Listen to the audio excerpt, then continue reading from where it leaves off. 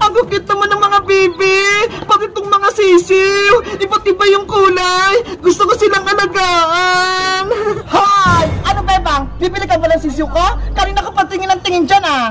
Magkano pa yung sisiw niya, Aling Tere? Yang sisiw, 50 pesos yung isa, kahit anong kulay. Eh yung bibi naman po, gano'n din sa bibe, 50 pesos din.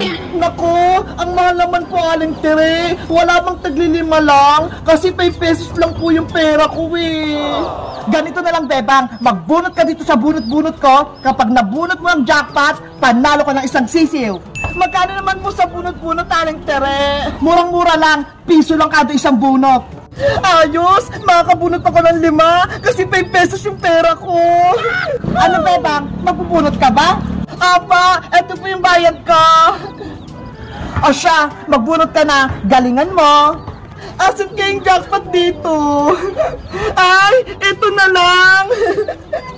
Sana manalo ako. Nge, bukya! Ops, talo ka, bebang! Ano ba yan? Sayang yung piso ko. Hindi ako nanalo ng sisiw. Bebang, bumibili ka ba ng sisiw kay nanay? Princess, nagbubunot lang ako kasi kulang yung pera ko eh.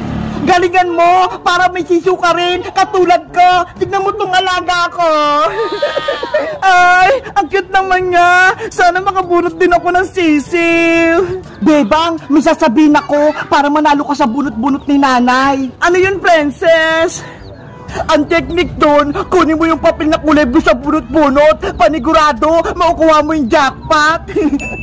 Paano mo naman nalaman? Eh kasi ako gumawa niyan eh. Inutusan ako ni nanay. Ako gumawa ng jackpot pati bokya. Ganun ba? Sige, bubunutin ko yung kulay blue.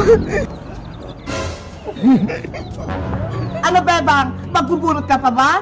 Sige po, Aling Tere. Bubunot pa po ako. 4 pesos. Akin na yung bayad mo. Eto pa. Ayos, sigurado, talo ulit to si Bebang. Sabi ni Princess, kulay blue doon na papel yung kukunin ko para manalo ko ng sisiw. 1, 2, 3, 4. Ayan, 4 na. Buksan mo na yung papel, Bebang. Malay mo, jackpot ka na. Okay pa. Hala, bukya.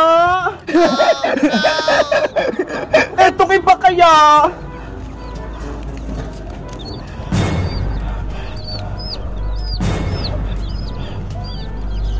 Hala, ano to?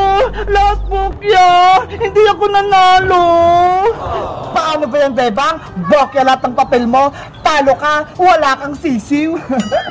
Hoy, Princess! Sabi mo kulay blue na papel yung kukunin ko. Bakit puro bokya? Wala namang jackpot. Naniwala ka naman sa akin, Bebang. Siyempre, technique namin yun ni nanay para matalo ka. Ang galing mo, Princess. Napaniwala mo si Bebang. Kasabot ka pala, Princess eh. Nilaloko mo ako. Kumuha ka pa ng pera mo, Bebang. Magbunot-bunot ka kay nanay para magkapera kami. Wala na akong pera. Hindi na ako makakabili ng sisiw. Bebang anak, bakit ka umiyak? Nay, gusto ko po ng sisiw, pero wala po ako pera pang bunot. Kawawa naman yung anak ko. O, ito 1,000. Bilhin mo lang ang sisiw na gusto mo. Talaga po, Nay? Yay! May pambili na ako ng sisiw. Thank you po, Nay. Ang yaman ni Aling Sitang. Binigyan niya si Bebang ng 1,000. Aling Tere, may pera na po ako. Bilhin ko na po yung mga sisiw nyo, pati po yung bibe. Eto, Bebang, sa'yo na lahat yan. Akin yung bayad mo. Yahoo! May mga bago na akong alaga! Ang saya-saya ko!